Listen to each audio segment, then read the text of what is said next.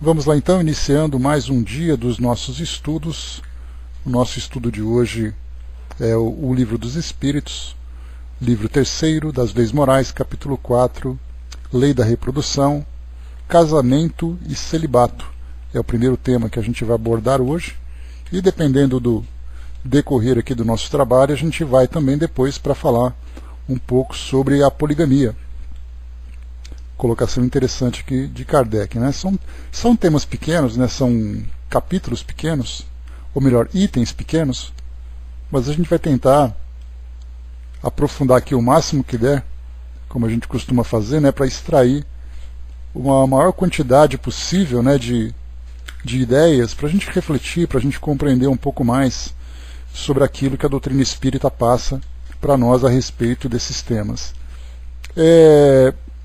Nós veremos aqui, nessa parte principalmente de casamento e celibato, algo que vai gerar em nós assim, uma certa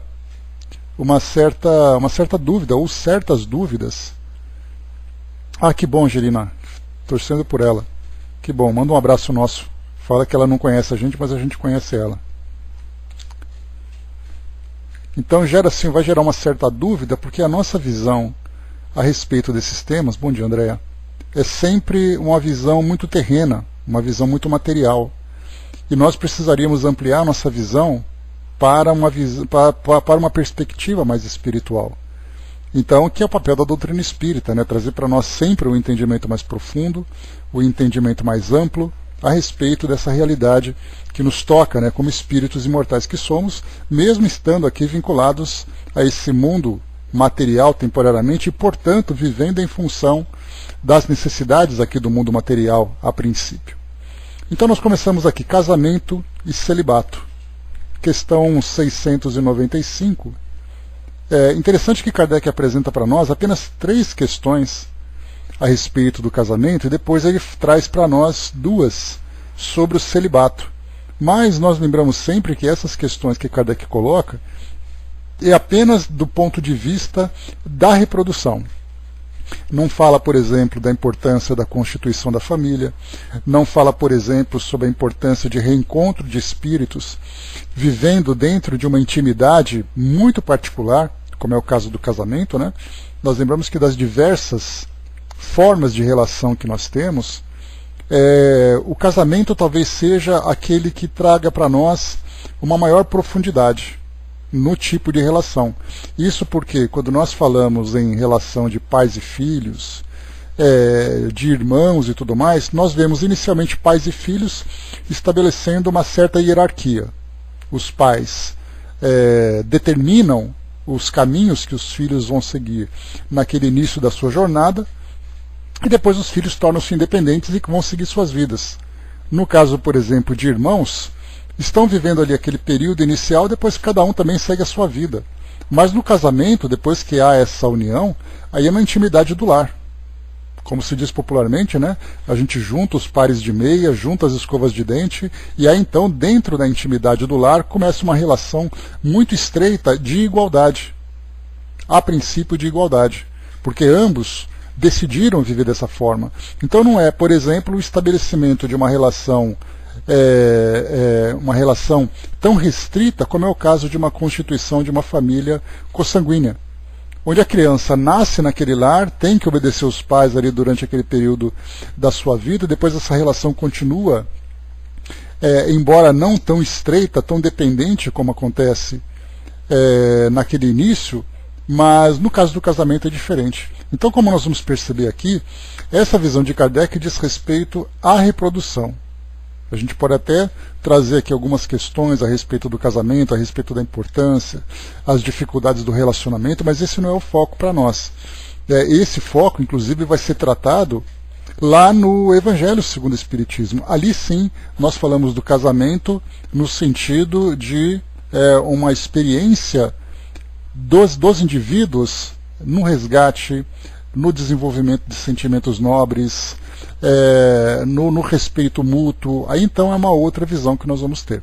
Por isso então Kardec trouxe apenas 3 questões falando sobre o casamento, depois ele traz 2 sobre o celibato, como eu comentei com vocês, apenas para tratar dessa questão da reprodução. E por si só, esse ponto de vista para nós já é bastante intrigante, já é bastante difícil de nós entendermos. Veremos aqui a seguir então. E obviamente, né, nós teremos aqui também, para aproveitar um pouco mais essas poucas questões que Kardec aborda, com as reflexões de Miramês, para nos ajudar aqui nas ilustrações. 695. O casamento, ou seja, a união permanente de dois seres, é contrária à lei da natureza? A resposta é um progresso na marcha da humanidade. Quando ele fala então sobre... bom dia, Sr. Predime. Quando ele fala então sobre marcha da humanidade, inevitavelmente nós temos que buscar o início dessa jornada, o início dessa marcha. Voltando, por exemplo, naquele passado primitivo, onde os homens eram movidos pelos instintos mais primitivos, né, como a própria posição em que eles se encontram, onde o instinto de reprodução, o instinto de domínio, o egoísmo era muito forte, muito presente. E aí então depois nós começamos, né? Inclusive, se vocês se lembram, eu comentei sobre aquele filme A Guerra do Fogo. Não sei se vocês tiveram oportunidade de assistir, mas eu postei o link lá no nosso grupo no Facebook.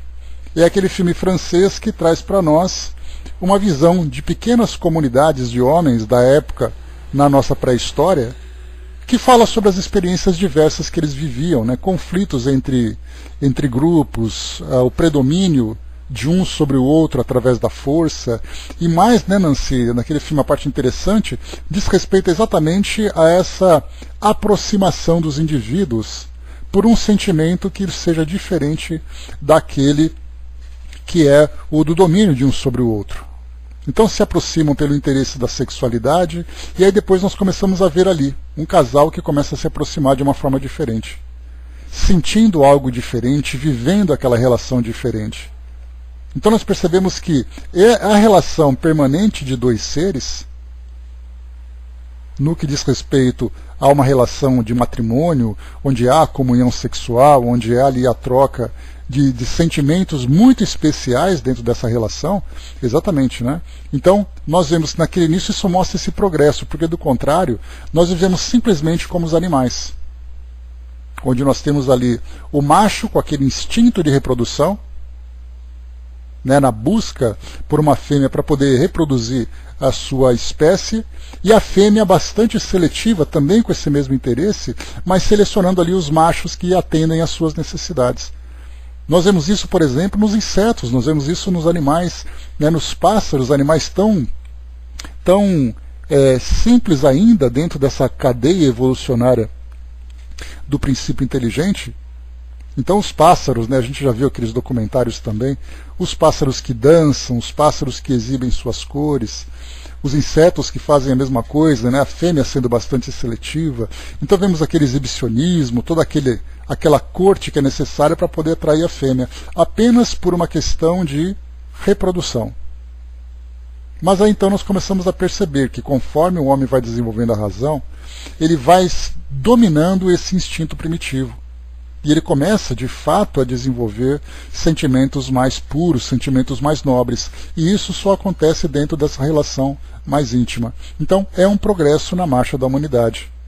Porque antes desse progresso, vivíamos apenas baseados no instinto, movidos pelos instintos. Miramês diz assim para nós, vamos lá. Primeiro aqui o texto que ele vai trazer para nos ajudar. Ele fala aqui para nós, um instantinho... O casamento é o título do artigo que nós vamos ler. O casamento, sendo uma união simples, é lei natural para todos os seres, em todos os planos da vida, mesmo nos planos espirituais mais próximos à Terra, os espíritos se unem para tarefas sagradas do aperfeiçoamento.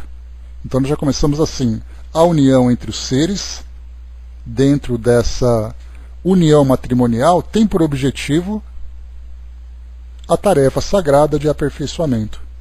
Ou seja, né, desenvolvendo virtudes, superando imperfeições, aprimorando talentos, tudo dentro dessa relação. Claro que nós falamos aqui das relações que já estão sublimadas, né, estão acima daquelas que são de provas e expiações. Mas mesmo nessas de provas e expiações, através de experiências difíceis, o aperfeiçoamento vai continuando, desde que os indivíduos tenham consciência da responsabilidade que possuem dentro de uma relação assim. Observemos a natureza. As pedras se unem, oferecendo maior segurança e firmeza à própria terra. As árvores juntas aliam as suas forças para a purificação do ar e a transmutação dos elementos, proporcionando melhoria de vida. Os animais andam unidos segundo sua espécie, para que não falte o crescimento, reproduzindo-se na ordem a que pertencem, e os homens não poderiam fugir à regra estabelecida pela lei do crescei e multiplicai. Visão interessante quando ele fala sobre as espécies, né? Lembrando sempre que o homem é um ser gregário, ou seja, ele vive num agregamento com o seu semelhante, e nesse agregamento nós temos ali várias virtudes que vão se desenvolvendo. Então nós temos ali o instinto de proteção, o instinto de subsistência, o desenvolvimento de novos sentimentos, o amor propriamente dito, que vai se desenvolvendo desde a forma mais primitiva até a forma mais sublime. Forma essa que nós ainda não conhecemos. O exemplo mais próximo que nós tivemos foi exatamente a presença de Jesus aqui entre nós, que mostrou o amor, né, em todas as suas, com as suas características, atingindo o mais alto grau. Mas para nós ainda nós temos o amor como um sentimento ainda bastante passional, um sentimento bastante limitado. E continua aqui para nós. Para conservar a espécie dentro de certas formas, surgiu na sociedade o casamento. Instituição essa que é segura e dá caminhos novos ao amor dos que juntos convivem. A família constitui a célula da sociedade. Desmanchando a primeira, desmorona-se a segunda. O casamento é semente de amor, que no amanhã deve se estender universalmente. Então é muito interessante quando a gente percebe uma relação que não tenha laços tão fortes como o casamento, de que forma que a sociedade se sustenta. Imaginando, por exemplo, que até mesmo a própria natureza, né, nos coloca, nos força a esse tipo de convivência, quando nós vemos assim, observamos o tempo que um indivíduo leva para poder se desenvolver e se tornar independente, a partir do seu nascimento, diferentemente dos animais. Quando nós temos ali um tempo muito menor, ele rapidamente já adquire a sua independência. No caso de um ser humano, é muito diferente. Quantos anos nós poderíamos contar? Até ali os seus 18, 19 anos? Claro que numa sociedade como hoje, né, onde a nossa juventude parece que está um pouco mais imatura do que nós naquela época, embora elas tenham se desenvolvido bastante, intelectualmente, né, parecem que são mais precoces, são mais estimulados na inteligência, no comportamento, psiquicamente parece que elas se apresentam de uma forma mais imatura. Mas então nós percebemos assim que esse tempo que leva para a maturação de um ser humano, né, quando nós falamos do seu psiquismo, a natureza nos força esse tipo de convivência. E aí então nós vemos que a família, presa por esses laços tão profundos, por esses laços tão sólidos, acontece de uma forma diferente, por exemplo, se nós víssemos uma sociedade onde nós, imaginando que a natureza, bom dia Marião, imaginando que a natureza nos desse uma independência precoce, cada um vivendo ali do seu próprio jeito, nós não teríamos a sociedade da forma como nós conhecemos. Nós não teríamos, por exemplo, laços tão sólidos em que pensamentos comuns vão se desenvolvendo, onde um consegue prover a necessidade do outro. Essa independência faria como se nós tivéssemos ali aquele bando de nômades, vivendo separadamente sem construir um grupo que seja forte e que seja consistente para o desenvolvimento da sociedade. No caso da família, que tem esse objetivo, como é colocado para nós aqui, é a célula da sociedade. Sendo a sociedade um grande organismo, é essa estrutura familiar que sustenta a sociedade. E nós falamos assim também, né? Lembrando sempre que não é simplesmente colocar um indivíduo perto do outro. Basta a gente lembrar que nós temos ali um suporte psicológico, um suporte material, um suporte emocional. Imaginemos se nós tivéssemos cada um vivendo isoladamente, sem termos nossos familiares por perto. A solidão que nós viveríamos, de que forma que nós lidaríamos com isso? Claro que nós falamos genericamente àqueles que realmente, né, de acordo com as provas e expiações que estão vivendo dentro da família, prefeririam viver isoladamente e acabam optando por esse tipo de experiência. Mas o fato de fugirem dessa relação tão próxima e tão necessária não significa que eles ficaram isentos do cumprimento da quitação dessas faturas que foram adquiridas no passado. Então aquele que se isola hoje será forçadamente colocado junto da família, agora de uma forma compulsória, não tem como fugir. Então nós falamos de modo genérico. Por isso então, a família sendo a célula da sociedade, essa célula sendo forte, nós temos então uma família forte, uma sociedade forte. E continua aqui para nós. A formação de um lar é o ponto alto do progresso da humanidade. A família é uma escola onde aprendemos a vencer a nós mesmos, para depois entrarmos na universidade constituída de todos os povos e onde os professores são pais, filhos, irmãos e parentes. Quem não aprender a amar os mais próximos, como poderá amar os mais distantes? Comecemos primeiro dentro de casa, que é a porta para descobrirmos o amor universal. Certas pessoas desequilibradas pregam por todos os ventos contra o casamento, intentando desmanchar essa instituição sagrada, onde dois seres se unem, dando oportunidade para a chegada de outros espíritos à Terra. Aqui é um dos pontos que eu queria chamar a atenção de vocês. Porque fala exatamente do casamento, não apenas pessoas se juntando, trocando alianças quando trocam, formando ali os seus lares, todo mundo trabalhando para o sustento da família, para a manutenção da família, seja de uma forma ou de outra, mas nós nos esquecemos exatamente desse ponto.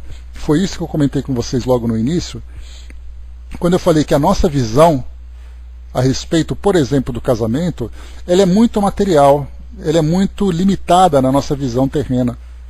Mas se nós falarmos, por exemplo, de que forma que os espíritos viriam do plano espiritual aqui para o mundo terreno para cumprirem suas obrigações, de que forma que esses espíritos se aproximariam daqueles com quem tem ali os seus compromissos e as suas missões a cumprir. Então nós veremos também ali na parte do celibato exatamente isso. Quem se recusa, por exemplo, a um casamento, quando nós analisamos a instituição e a reprodução, que é exatamente a porta de entrada no mundo terreno de espíritos que vêm do mundo espiritual, se nós simplesmente abolíssemos o casamento, como seria a vinda desses espíritos? Considerando, né, o tempo que nós levamos para amadurecer, o tempo que nós demoramos para nos formarmos em vários aspectos. Conceição, bom dia. Então ele continua dizendo para nós. Porém, daquelas pessoas, ele falava aqui sobre as pessoas que pregam contra o casamento, né? Porém, o vento leva as suas palavras por lhes faltar a verdade. Entre nossos irmãos, esses nossos irmãos fundamentam suas emoções com capa de ideal no proselitismo escandaloso e nas paixões inferiores, de modo a fazer desaparecer compromissos e tirar dos seus caminhos a responsabilidade. Todavia, nada conseguem fora da lei de harmonia e de equilíbrio, porque Deus, com seus planos de luz, permanece inabalável pela luz do amor. Escutemos o chamado do Mestre para a educação dos nossos sentimentos e pela harmonia de todas as coisas. Sejamos sempre obreiros de tudo, na justiça e no amor. E se nossa missão for casar, que cumpramos nossos deveres na honra e no trabalho, porque Jesus voltará e aparecerá, dessa vez dentro de nós, para nos saudar com amor.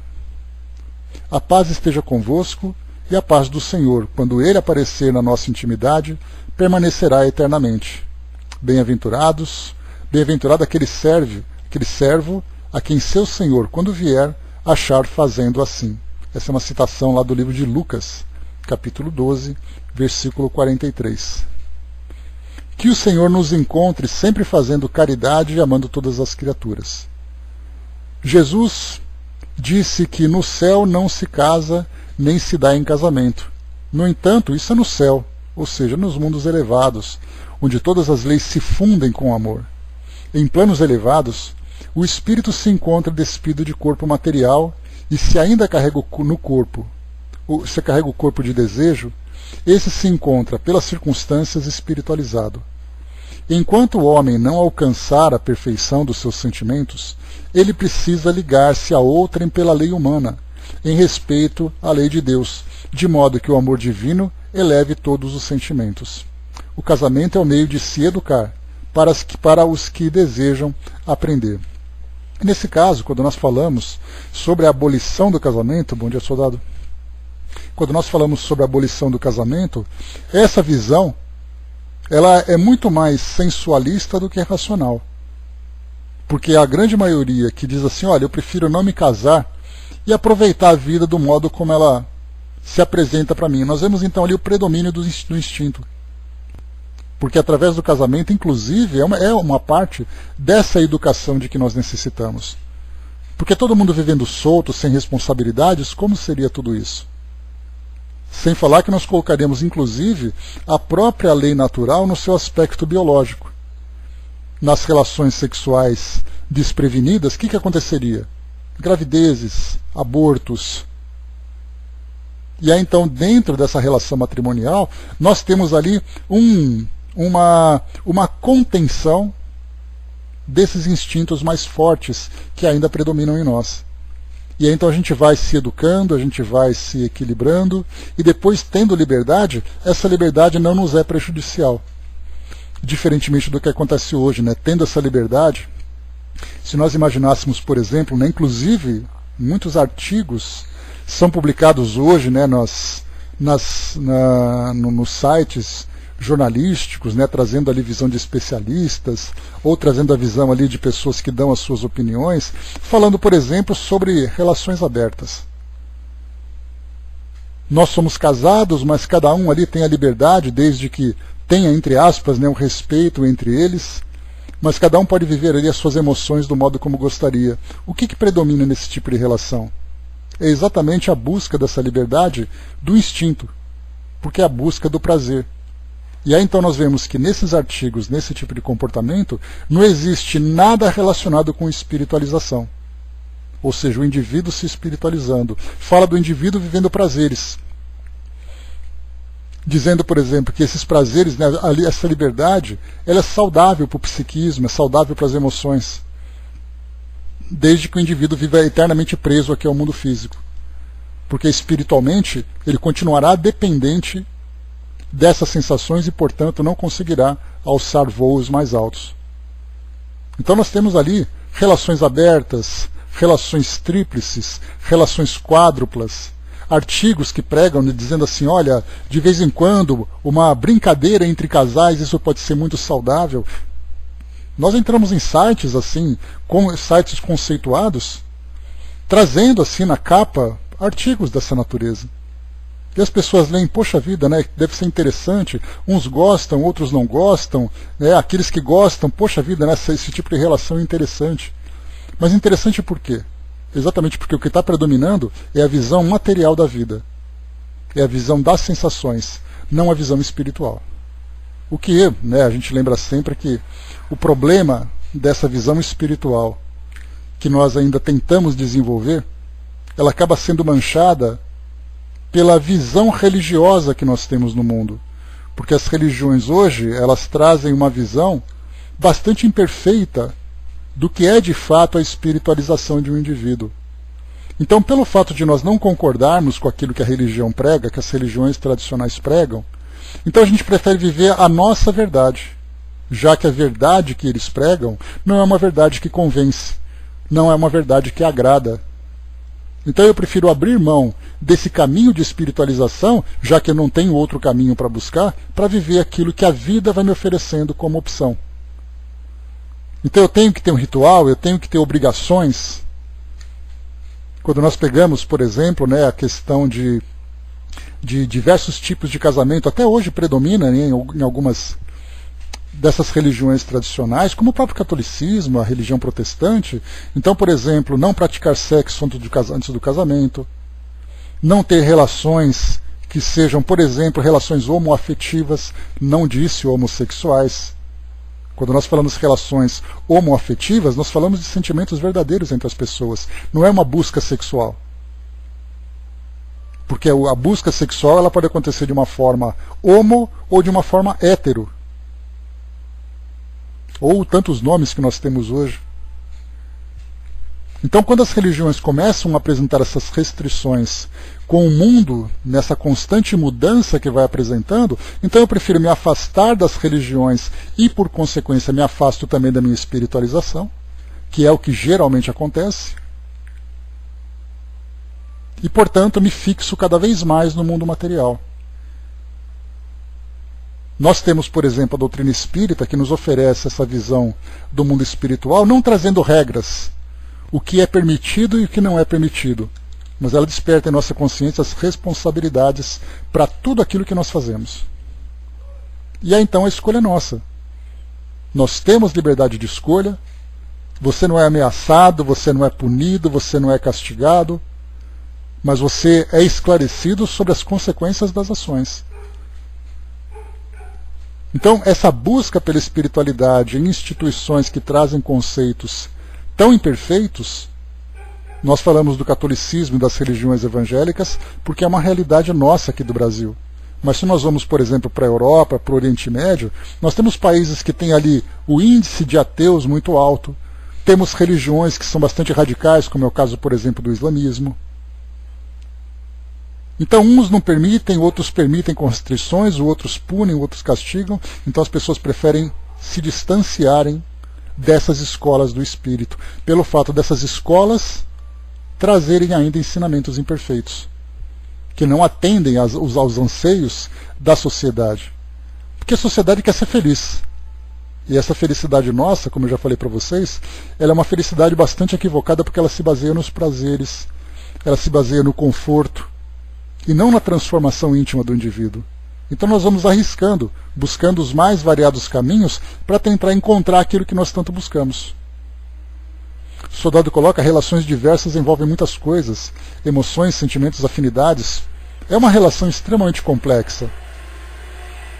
E por isso, pelo fato de envolver emoções, sentimentos e afinidades, isso pode fazer com que o indivíduo se eleve de uma forma sustentada, vamos dizer assim, usando essa expressão do momento, porque é uma evolução constante, não é apenas uma oscilação, em que ele vive uma felicidade hoje, depois ele vive uma infelicidade amanhã, mas ele vai crescendo de uma forma verdadeira, trocando experiências, aprendendo com o parceiro, com a parceira, seja lá quem for.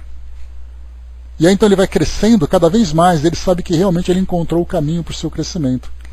Mas o que nós vemos na grande maioria são oscilações. Você vive uma relação boa, por exemplo, no começo de um namoro, no começo de um casamento, depois ela desce, vive turbulência, depois sobe de novo, desce, desmancha, junta, tenta de novo. E assim a gente vai tentando encontrar, né, a felicidade no casamento, e não a felicidade dentro de si mesmo. Então a gente vai buscando sempre a felicidade em algo que não está dentro de nós. A felicidade do casamento, por exemplo, depende do meu parceiro. Depende da minha parceira. Se eu tiver um bom casamento, eu sou uma pessoa feliz. Mas eu não percebo que eu me transformando, essa felicidade que vai surgir. Eu busco a felicidade num bom emprego, eu busco a felicidade num bom patrimônio, num bom estilo de vida. Então eu vou colocando esses atributos, todos, fora de mim. E aí então vem a grande decepção para todos nós. Então o casamento, nesse caso, eu comentei no início, soldado, que esse texto aqui de Kardec, do Livro dos Espíritos, ele fala sobre o casamento de uma perspectiva reprodutiva. É lá no Evangelho segundo o Espiritismo que nós vamos encontrar o casamento por uma questão moral, que é muito mais profunda.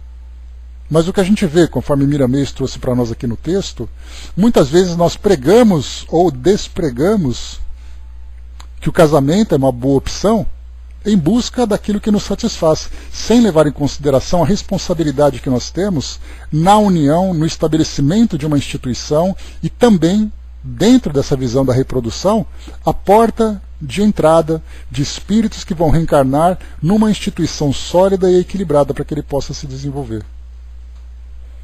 A felicidade está relacionada à saúde, em um contexto geral, não considera o progresso ou a evolução moral do indivíduo. É saúde, é dinheiro, é saúde em todos os seus aspectos, vamos dizer assim, né? Continuando aqui para nós, vamos lá. Kardec coloca na questão 696.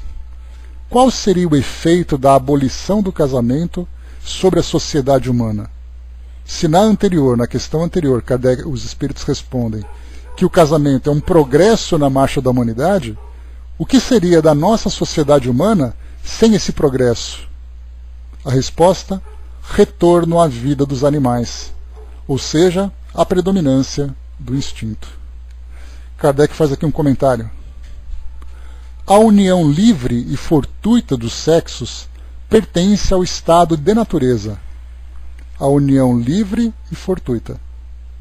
O casamento é um dos primeiros atos de progresso nas sociedades humanas, porque estabelece a solidariedade fraterna e se encontra entre todos os povos, embora nas mais diversas condições.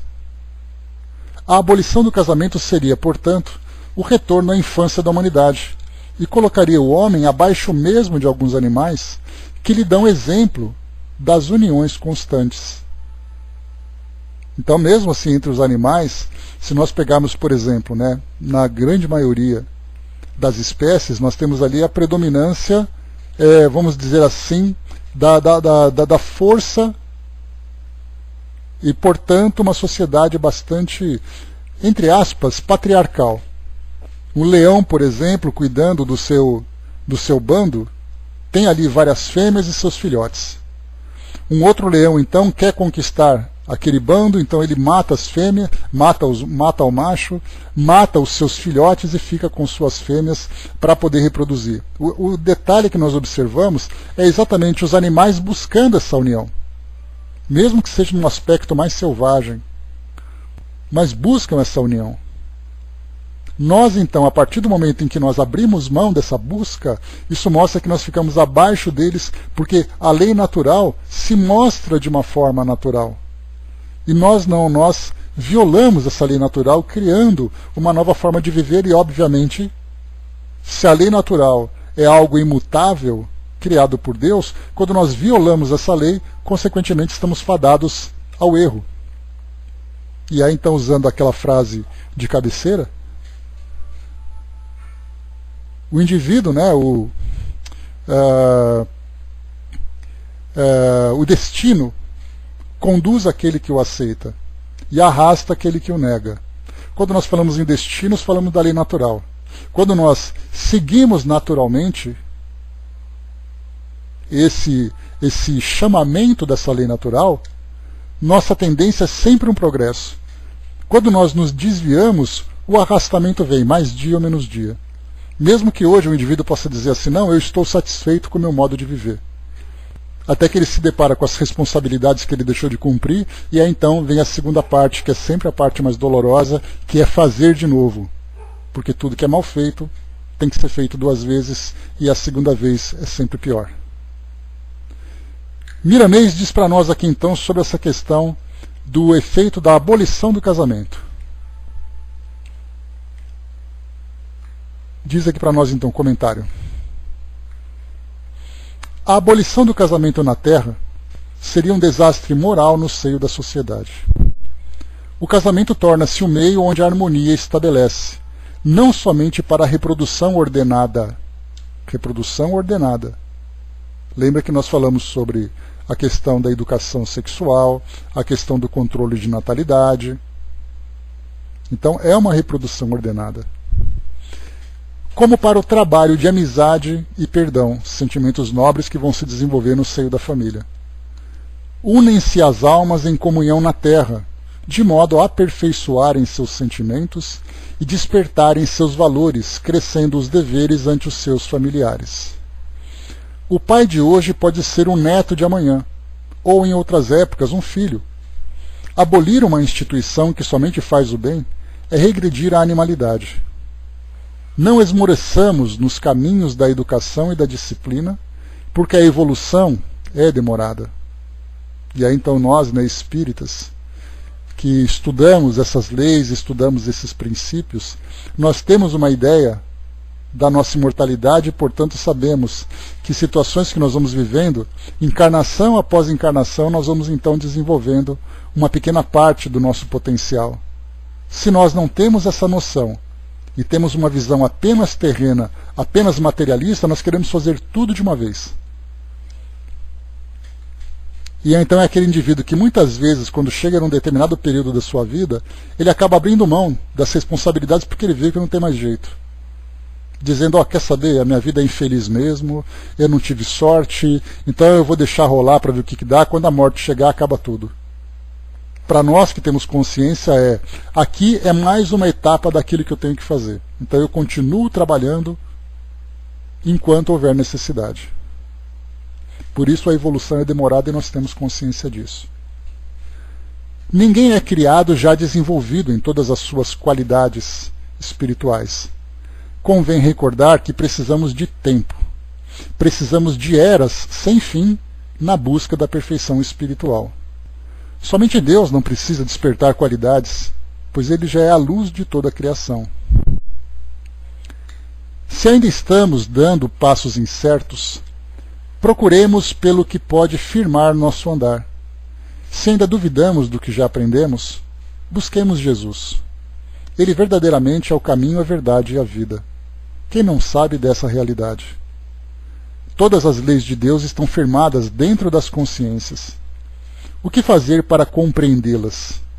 Consultar esse reino do Senhor que já se encontra dentro da nossa vida.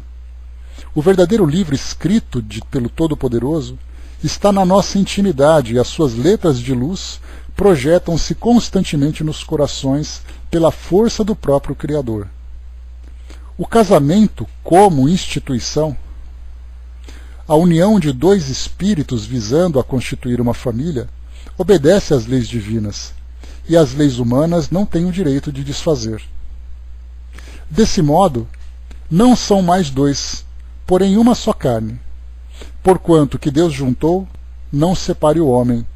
Aqui uma passagem de Mateus, capítulo 19, versículo 6, e nós já conversamos sobre isso também. Muitas vezes a interpretação dessa visão, que diz, Kardec inclusive explica sobre esse trecho, lá no Evangelho segundo o Espiritismo, quando se diz que Deus juntou que o homem não separe, significa que o casamento é indissolúvel, que o homem é obrigado a viver a partir do momento em que foi estabelecida essa instituição. E aí, na verdade, nós sabemos que não é assim. Nós sabemos que quando Deus juntou, significa que Ele aproximou dois seres que precisavam, e ninguém deve interferir, para modificar essa instituição que foi criada. E continua. O Senhor fez o homem e a mulher para que eles, no reino da carne, prosseguissem juntos com as tarefas definidas na sociedade. Aqui então a gente já entra também uma atualização dessa visão. Em vez de falarmos que Deus fez o homem e a mulher para que eles, no reino da carne, prosseguissem juntos, nós falamos então que Deus criou os espíritos para que no reino da carne prosseguissem juntos, de acordo com a afinidade de cada um. Por que separar? Por que criar mudanças na ordem já existente, de modo que surja a indisciplina? Os animais que se encontram na retaguarda evolutiva dão exemplos inúmeros de fidelidade e de união, na simplicidade da natureza. Os homens devem obedecer ao estatuto divino, cumprir a lei e a sua justiça, que o resto virá por misericórdia. Cada vez que a Terra sobe mais na sua escalada aos mundos mais elevados, os comportamentos humanos devem sofrer mudanças, no sentido do aperfeiçoamento. Assim como os homens, assim também com os animais, só que esses obedecem ao progresso na lentidão que oferece o estado de quem não alcançou o raciocínio. Procuremos entender melhor os deveres da família diante de todos os acontecimentos, porque quem busca, acha, e quem bate, abrir-se-lhe-á. A abolição do casamento seria uma regressão da humanidade, uma confusão por faltar o respeito de uns para com os outros. Aqui a gente faz uma pausa. Quando nós tratamos dessa questão do respeito, lembramos das lesões afetivas. Porque essas uniões, que são feitas de um modo utilizando o livre-arbítrio, o desejo das pessoas se unirem, envolve também sonhos, projetos, sentimentos, emoções. E quando nós tiramos, então, quando se pensarmos na abolição do casamento, nós teríamos aquele que o indivíduo usaria o outro para sua satisfação pessoal. Tornaria-se, portanto, entre aspas, usurário da vida do outro para sua satisfação.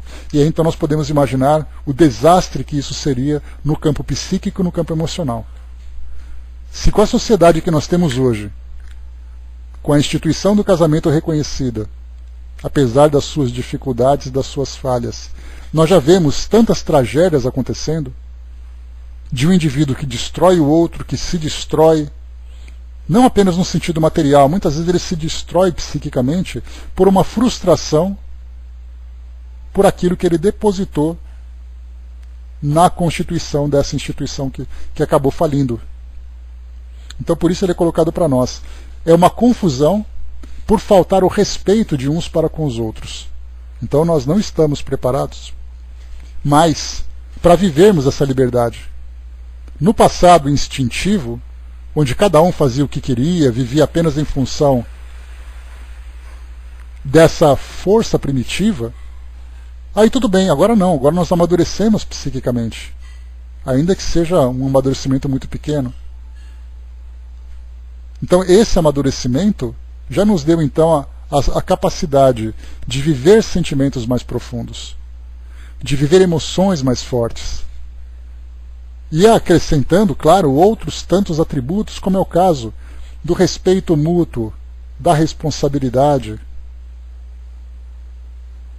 do amor que um indivíduo sente pelo outro. Enfim, sem essa instituição, o que seriam desses valores que nós já estamos aprendendo a desenvolver? Somos pelas mudanças em vários aspectos, notadamente em mundos elevados, onde o amor é força dominante em todos os empreendimentos. O casamento, no nível em que se encontra o planeta, ainda deve permanecer muitos séculos para sofrer algumas mudanças, de modo que a consciência não grite como sendo o tribunal que sabe acusar e defender, pois ela reflete a perfeição da voz daquele que é a vida. Lembremo-nos que o Mestre Jesus é a nossa esperança. Ele assistiu ao nosso desabrochar para a luz da razão. Por isso não poderemos seguir mundo afora sem a sua assistência, até quando nos tornarmos adultos, no sentido espiritual, e passarmos a caminhar por nós mesmos, quando entramos na faixa que um grande filósofo disse: conhece-te a ti mesmo, pois conhecendo a verdade, nos tornamos livres. Então, aproveitando, conhecereis a verdade, e a verdade vos libertará. Então essa verdade para nós, ela tem um sentido muito amplo. A verdade, nós podemos utilizar essa mesma ideia em todos os sentidos, no que diz respeito à verdade sobre nós mesmos, a verdade sobre a realidade da vida, a verdade sobre as responsabilidades que nós temos.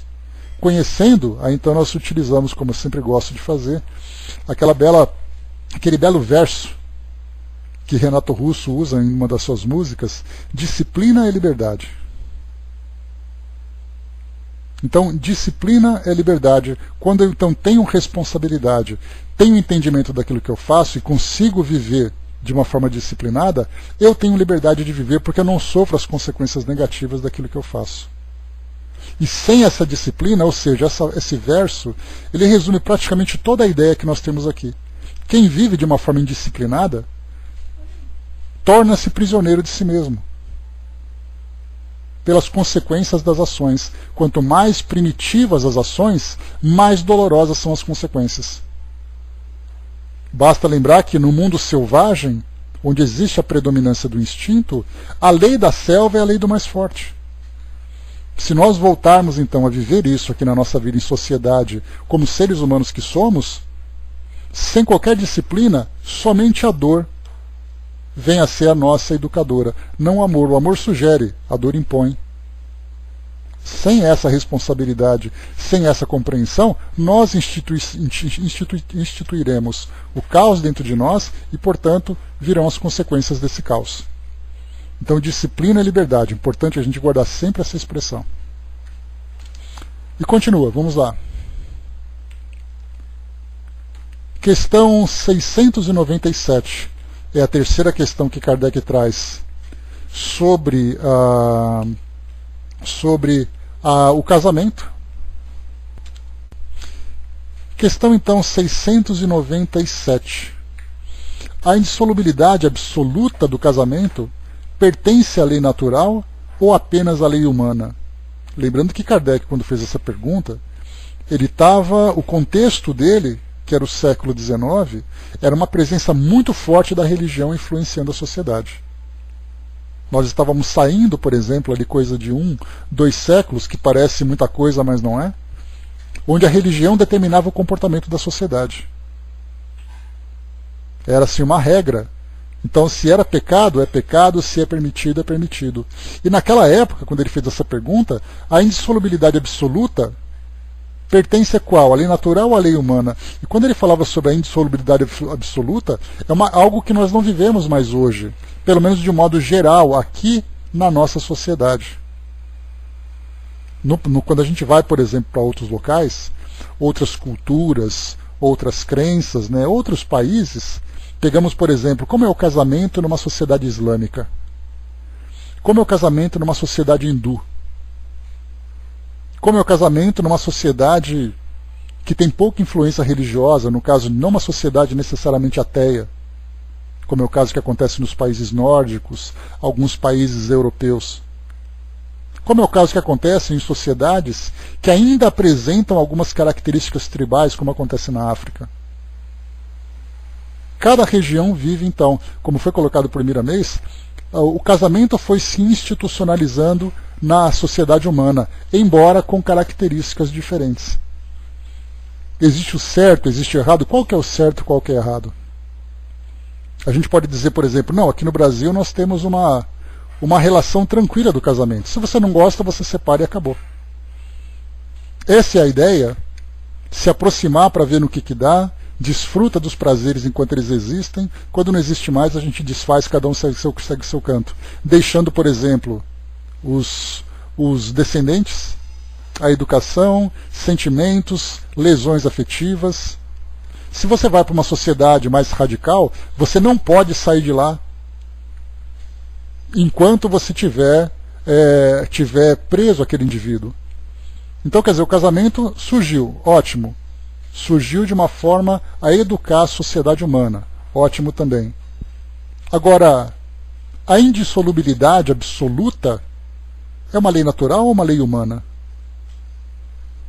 Resposta: é uma lei humana muito contrária à lei natural. Mas os homens podem modificar as suas leis. Somente as naturais são imutáveis.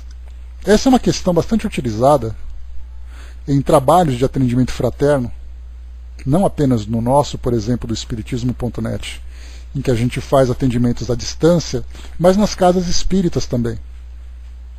Nós temos ali os trabalhadores que têm ao lado livros importantes que trazem para nós conceitos doutrinários, como é o caso do Livro dos Espíritos, o Evangelho segundo o Espiritismo, algumas obras subsidiárias que trazem esclarecimentos sobre essa relação, como é o caso, por exemplo, do livro Vida e Sexo, de Emmanuel, outros livros de Joana de Ângeles e outros também, André Luiz também fala sobre isso, que vão dando para nós ali algumas ilustrações a respeito dessa relação. Então muitas pessoas dizem assim, olha, eu vim aqui pedir ajuda porque a minha relação, eu estou muito infeliz, eu estou sofrendo muito, muitas vezes até agressões emocionais, agressões físicas. Será que eu posso me separar? Então as pessoas vêm até as religiões, não apenas atendimento fraterno, mas em confessionários, em orientações pastorais, seja lá como for, pedindo permissão para poderem mudar a forma de viver dentro daquela relação, ou mesmo se desmanchar aquela relação. E aí então o que os espíritos respondem para nós é que a mesma liberdade que você tem para escolher essa relação, escolher ficar nessa relação, você também tem liberdade de sair dela. E o que a doutrina espírita traz para nós, bom dia professor, o que a doutrina espírita traz para nós diz respeito às responsabilidades dessas escolhas. Você é responsável quando você continua e você é responsável quando você desmancha. Quando você desfaz essa relação. Então as nossas leis elas vão evoluindo, né? Vocês se lembram que no passado havia ali o divórcio, havia o desquite também, havia os casamentos arranjados, os casamentos que eram ali apenas acordo, apenas interesse. Então assim, cada cultura, quando a gente assiste a um documentário, lê algum texto a respeito do casamento nas mais variadas culturas, nós temos ali situações bastante curiosas. Na África, por exemplo, o indivíduo tem ali tem uma determinada tribo em que o homem pode roubar a esposa do outro. Primeiro o casamento foi arranjado, e quando o outro vai e rouba a esposa do outro, ele pode ficar com ela e o outro tem que reconhecer a derrota. Nós temos casamentos poligâmicos, poliândricos, nós veremos a seguir aqui também. Casando com várias, casando com vários, casamentos temporários, por incrível que pareça. Os indivíduos podem, naquele casamento, um acordo de 1 ano, sendo prorrogado de acordo com a vontade dos indivíduos. E nessa relação, eles têm liberdade de fazer o que eles quiserem, como casados, ainda que temporariamente. Há aqueles que só se juntam sem aquela responsabilidade oficial de estarem ali, de terem assinado um papel, se juntam, vivem aquela experiência, entre aspas, matrimonial, e depois vêem no que dá, se deu certo, se não deu certo. Então essa indissolubilidade absoluta é algo que diz respeito às leis humanas. Nós criamos essa ideia baseados naqueles conceitos religiosos do passado. Mas a lei humana, na verdade, ela nos aproxima e nos distancia de acordo com as nossas condições psíquicas, emocionais, afetivas. Diz aqui para nós, Miramês, vamos lá. Brocador, bom dia. O artigo, então, indissolubilidade do casamento. Ou seja, o casamento não pode ser desfeito. Vamos lá. Não podemos dizer que o casamento é indissolúvel. Separar o que Deus juntou, porque essa é a base, né, a base teológica, dogmática dessa afirmação, que até mesmo, né, na hora do casamento católico, por exemplo, o padre diz, né, o que Deus juntou, o homem não separa. E aí então aquele homem que depois pede a separação não pode se casar de novo dentro da igreja, porque o casamento é uma vez só. Então a gente vai vendo as mudanças, a flexibilização dessa lei. Apesar do outro ser separado, ele antes era rejeitado pela comunidade. Antigamente uma mulher que dizia assim, olha, eu sou separada, ela falava cochichando. Principalmente entre os pares da religião que ela frequentava, da instituição que ela frequentava. Porque era um escândalo para a sociedade. Aí as coisas foram se modificando. Então nós vemos assim que essa ideia do que Deus juntou, o homem não separa, ele tem que ter uma nova interpretação, porque se interpretarmos ao pé da letra, nós veremos ali situações bastante dramáticas. Então diz assim para nós de novo Miramês. Não podemos dizer que o casamento é indissolúvel. Separar o que Deus juntou é bem diferente de separar o que os instintos inferiores uniram. O problema sério do casamento é a sintonia por afinidade espiritual. Os que se unem por amor verdadeiro, nada no mundo faz separar, nem mesmo a desencarnação, pois os espíritos continuam juntos por vibrações espirituais. As leis de Deus são imutáveis em todas as suas ações diante dos homens, coisas e mesmo no seio dos próprios espíritos puros. No entanto, para cada ser, elas se apresentam de acordo com a evolução já conquistada. Se bem vivemos, bem recebemos o merecido, pela forma do amor, na qualidade da justiça. As leis humanas são mutáveis, pelas mudanças de comportamento das criaturas.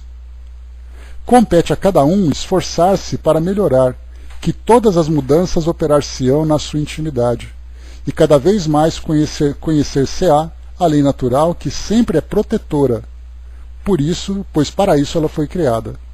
Quando ele fala sobre as leis humanas são mutáveis, pela mudança de comportamento das criaturas, nós veremos um pouco mais sobre esse assunto quando nós estudarmos a lei do progresso. Que eu vou trazer para vocês aqui algumas leis que nós tínhamos no passado, algumas leis do presente, conforme nós vamos mudando. Quando falamos, por exemplo, sobre a lei de propriedade, nós tínhamos seres humanos que eram propriedades de homens, na época da escravidão. O homem era vendido, era trocado, era usado, abusado pelo seu semelhante, e a lei permitia isso.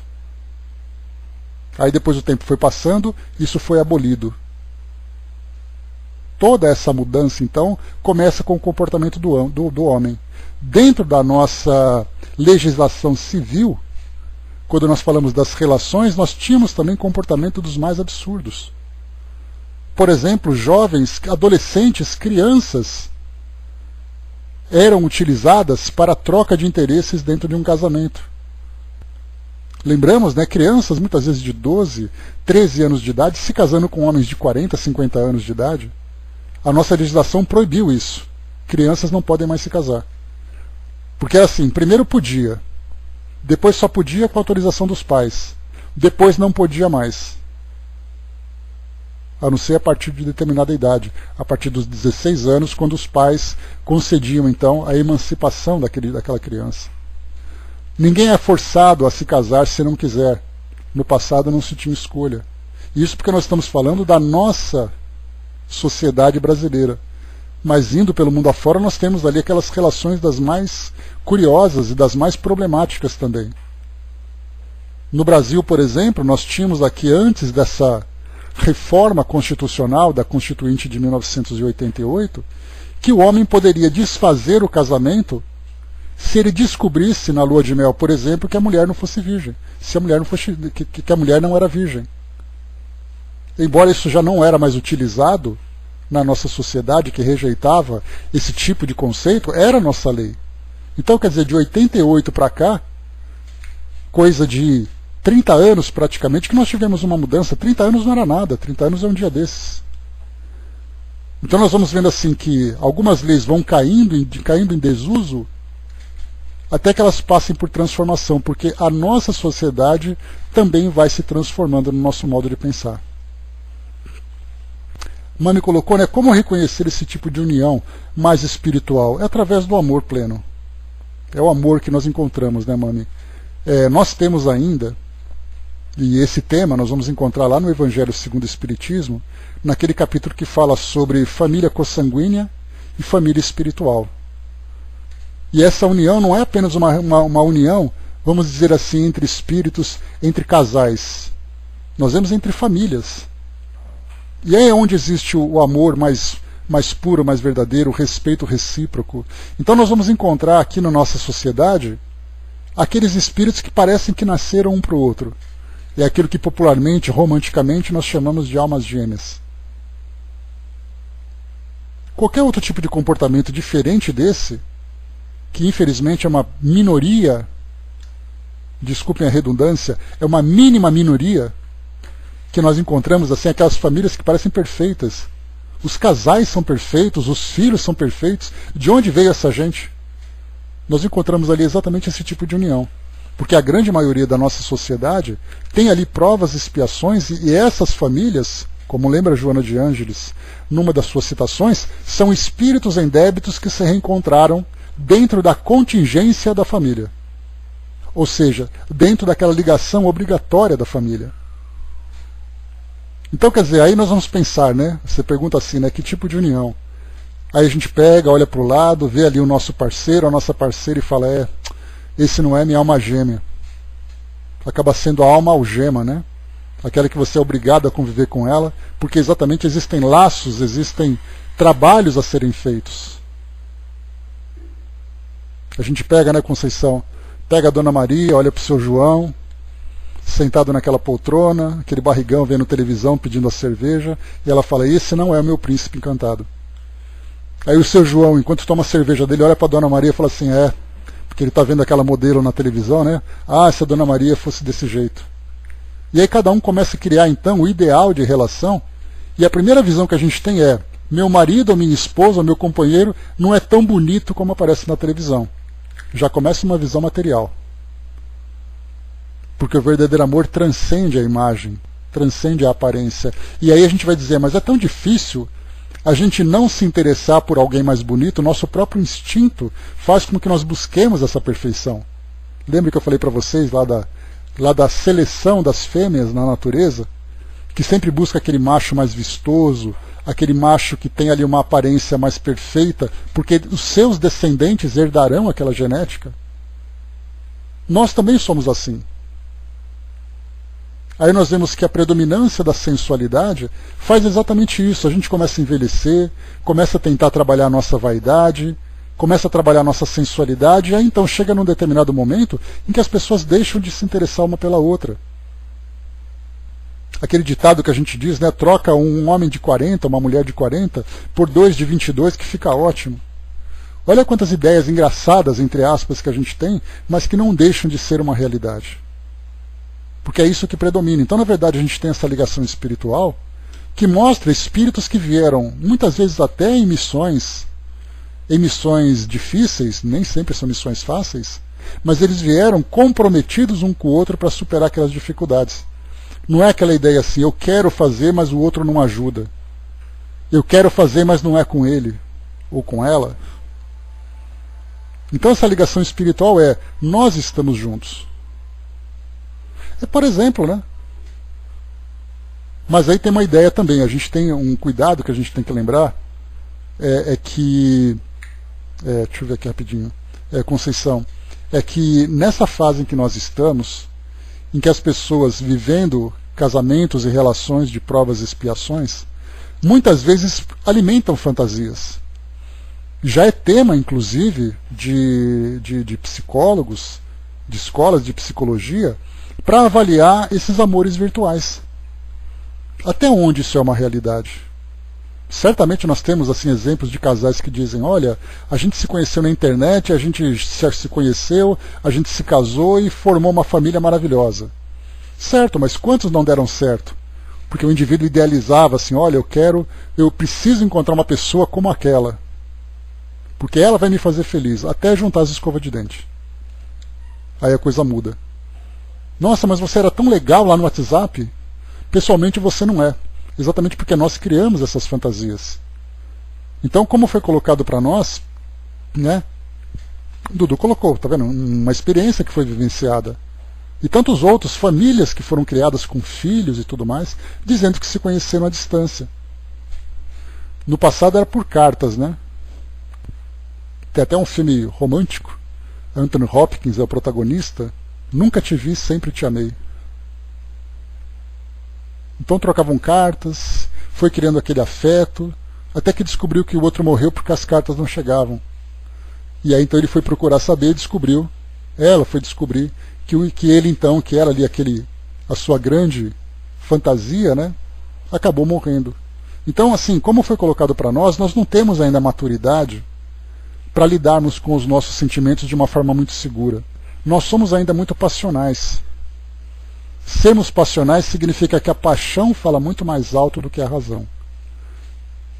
Então nós criamos aquela ideia, muitas vezes não necessariamente à distância, não através de comunicadores, de cartas, telefone, muitas vezes no vizinho. Porque no vizinho, né, a grama do vizinho, né, como diz o ditado, a grama do vizinho é sempre mais verde que a do nosso quintal, do nosso jardim. Então, assim, o que a gente percebe nessas relações é através da experiência que cada um vai vivendo. E o ponto principal, quando há um casamento, é os dois se comprometerem desde o início dizendo: nós vamos fazer tudo para dar certo. Porque aí, então nós começamos a superar. Agora, quando a gente junta com aquela ideia inicial, vamos ver no que dá, já mostra uma predisposição a não se sacrificar. Porque quando a gente fala assim: olha, vamos fazer dar certo, E aí então começa, olha, eu vou fazer o máximo que eu puder para não te magoar, para não te decepcionar, vou fazer tudo para a gente participar da realização dos nossos sonhos, mesmo que seja difícil. Essa é uma consciência que a gente precisa desenvolver. É claro que na teoria é muito fácil, né? Tudo que eu falo para vocês é teórico. Mas viver isso na prática é uma outra história. Porque aquela pessoa que inicialmente, vamos dar certo, chega uma hora que você não aguenta olhar para a cara dela. Como é que fica a relação então? E quando é espírita, então parece que o peso fica maior. Não, eu sou espírita, eu tenho que perdoar, eu não posso fazer isso, eu não posso fazer aquilo. E aí quando o espírita se separa é um escândalo. Nossa, você é um espírita, você se separou? Sendo espírita, a gente encontra casos, infelizmente, de irmãos que passam por tantas dificuldades e cometem suicídio, sendo espíritas, porque ninguém sabe quais são os dramas, né, que tomaram o seu coração. Imagina um casamento. Então a gente tem esse peso, né? Muitas vezes a gente não sabe utilizar os ensinamentos doutrinários para a nossa felicidade. A gente usa como uma punição. Porque a gente tem que ter consciência da responsabilidade, não ter medo de cometer um erro.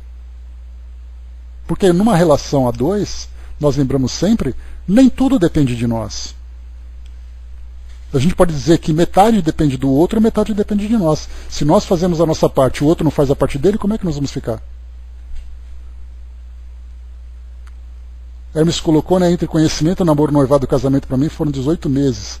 Estamos casados quase 48 anos. Né? A dona Edith ali, firme e forte com o professor. Então a gente pensa assim, é o casamento perfeito? É perfeito dentro das nossas condições. Tem até, vou até ler para vocês aqui. Tem um ditado, um provérbio, na verdade. Não é provérbio, é um ditado. Espera aí. Espera só um pouquinho que eu vou encontrar aqui para vocês. É uma história bonitinha, que a gente aproveita e usa para encerrar o nosso estudo de hoje. Quer ver? Enquanto isso, a Nancy colocou para nós aqui. Melhor separar para se não se comprometer mais, se está insustentável. Sim. Né? Os próprios espíritos dizem, olha, você tem que fazer a sua parte até onde você consegue. Chega uma hora que você não pode mais. Eu, por exemplo, sou filho de pais separados há muitos anos. Meu pai, inclusive, já desencarnou, mas eu percebia que se não houvesse uma separação, nossa família ia simplesmente rachar no meio. É uma necessidade, pela incompatibilidade que existe entre interesses, entre as situações que vão juntando as pessoas. Marião colocou aqui no centro de trabalho, veio um casal em que ele é 21 anos mais novo e fisicamente olhando são bem diferentes. Ela parece mãe dele, né? Se há interesse entre eles, né, Marion? Aquela coisa assim, olha, eu gosto de você, você gosta de mim, vamos ver como é que ficamos. Tá bom. Outros dizem assim, eu tô com você porque, como diz os jovens de hoje, né, é o que tem para hoje. Precisa aparecer coisa melhor, de repente a gente vê. O Hermes colocou, né? A vida de casado é boa, mas a vida de solteiro é melhor. O solteiro vai onde quer e o casado tem que levar a mulher, né? É a visão materialista da vida, né? É aquela visão material, olha, eu prefiro curtir a vida, mas é o que eu coloquei para vocês lá no início, a questão da materialidade do pensamento. Vamos ver aqui então. Deixa eu ver aqui o trechinho que eu coloquei para vocês.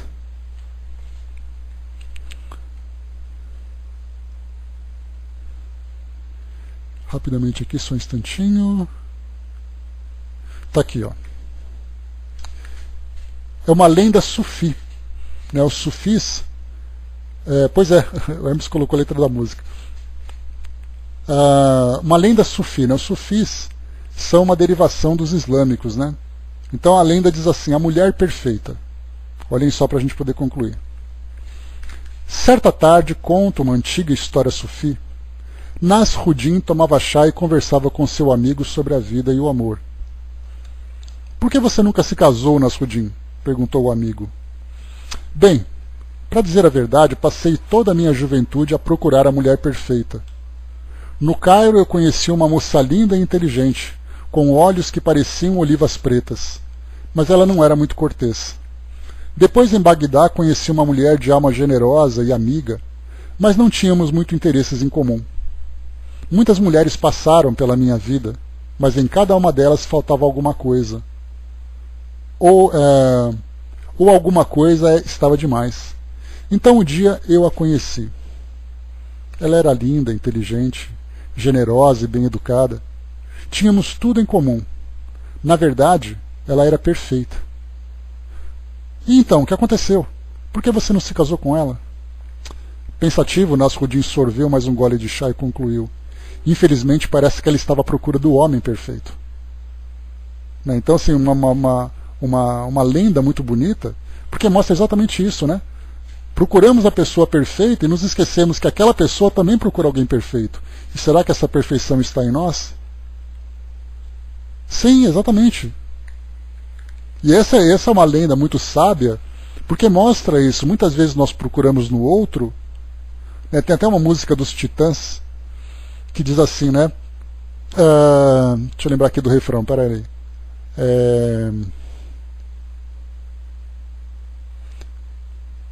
Eu me esqueci agora o refrão.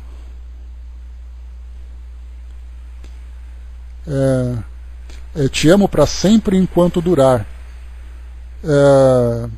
Alguma coisa assim, te ofereço somente aquilo que eu posso dar. Alguma coisa assim nesse refrão. Me esqueci agora assim a parte certa, né?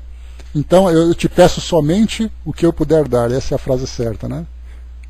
Te amo para sempre enquanto durar. Que seja certo enquanto dure, né? Então assim, a ideia que nós temos, a expectativa que nós temos de relações, de casamento, de sentimentos, é sempre aquilo, de que forma que você pode me satisfazer? E a gente nunca pergunta, o que eu posso fazer por você? Numa relação, quando a gente tem essa ideia, o que eu posso fazer por você? Ambos pensando dessa forma, a gente vê o início da formação de uma relação muito sólida. Agora, quando nós vemos assim, o que você pode me dar? O outro vai dizer assim, mas o que você pode me dar? Nós já vemos que os dois começaram como adversários e não como parceiros. Mas enfim, como eu disse para você, né, a Gilda chamou a atenção a respeito da dificuldade, né, de tratar desse tema. Aquilo que eu comentei, a nossa ideia de falarmos aqui é dentro da perspectiva reprodutiva. Se fosse falar da perspectiva evangélica, eu teria trazido para vocês aqui outras passagens, outros temas relativos a essa questão, né, que seriam mais elucidativas, né, talvez, porque é fácil falar de casamento quando não se é casado, né? Agora, quando o indivíduo é casado, a história é outra, né, porque ele vive na pele aquela experiência. Então, traríamos aqui para vocês, né, questões simples, né, olha, faz isso, faz aquilo, muda a sua ideia, até que vive essa experiência. Então, meus amigos, encerrando por aqui o nosso estudo de hoje, mais uma vez aqui nós paramos. Deixa eu só acabar aqui, né? Eu estava lendo aqui o trecho de Miramês. Deixa eu ver aqui. O Hermes lembrou também, né, que viveu essa experiência, né? O Dudu colocou para nós os versos da música, né? Eu sei que é para sempre, enquanto durar, eu peço somente o que eu puder dar. Olha que coisa linda a relação do compositor, né? A ideia do compositor. Agora viver na realidade é outra história. Vamos lá então, ó. Ele diz assim para nós, continuando. Tudo que une por sintonia tem laços duradouros. Porém a união por interesse é passageira, pois não existe amor e se encontra sob a influência do egoísmo. O casamento é uma lei natural para que a sociedade firme seus alicerces na comunhão de ideias afins. Quando um dos cônjuges foge a determinados preceitos de harmonia do lar, aparece pela força da necessidade o divórcio. Os cônjuges pedem uma separação, e Deus permitiu que isso fosse estatuído por lei. No entanto, ela pode desaparecer quando as criaturas se conscientizarem dos seus deveres e passarem a amar sem exigências e com nobreza nos corações. A indissolubilidade do casamento é uma imposição humana, ou seja, a obrigatoriedade, né, de até que a morte nos separe, que também é uma frase bastante conhecida por nós, é uma imposição das nossas leis, leis religiosas, leis civis, não importa quais sejam. A indissolubilidade do casamento é uma imposição humana, contrária à lei da natureza, porque tudo se encontra movendo em mutações variadas. Compreendemos, pois, que o amor é universal, e a própria lei da terra, dá essa garantia somente quando vivem as duas criaturas. Depois de se encontrarem livres da matéria, elas poderão permanecer unidas pelos sentimentos, pela sintonia que o amor faz gerar.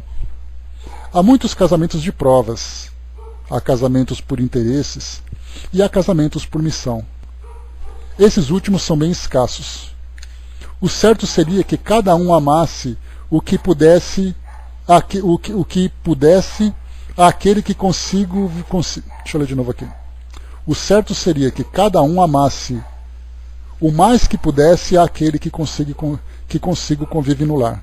Porque o amor do amor sai a inspiração do que se deve fazer, das responsabilidades de cada um diante dos compromissos assumidos no céu e na terra. Somente o que não se faz são as leis de Deus. O que ele fez é eterno. Somente o que não se desfaz são as leis de Deus. O que ele fez é eterno, por ser ele onisciente em todas as suas operações divinas. Jesus está sempre orando por nós, esperando a nossa conversão à obediência da harmonia universal. Eu, porém, roguei por ti, para que a tua fé não desfaleça. Tu, pois, quando te converteres, fortalece os teus irmãos. Passagem aqui do livro de Lucas. O que disse Jesus a Pedro é o que devemos fazer. Quando nos convertermos, devemos procurar os nossos irmãos caídos e os fortalecermos. Quantos lares se encontram em decadência? Muitos e muitos. Devemos fortalecer esses companheiros em prova pela força do exemplo e não somente por palavras. Moisés, na qualidade de legislador, estatuiu certas regras humanas pela dureza dos corações, mas não como sendo lei de Deus dentro da imutabilidade que elas representam. É muito bom que estudemos os livros, mas melhor é os entendermos em espírito e verdade. O tempo, juntamente com o progresso, modificam todas as coisas na altura da evolução alcançada pela sociedade. Isso é justiça, isso é amor. Então, muito bem, encerramos por aqui então o nosso encontro de hoje.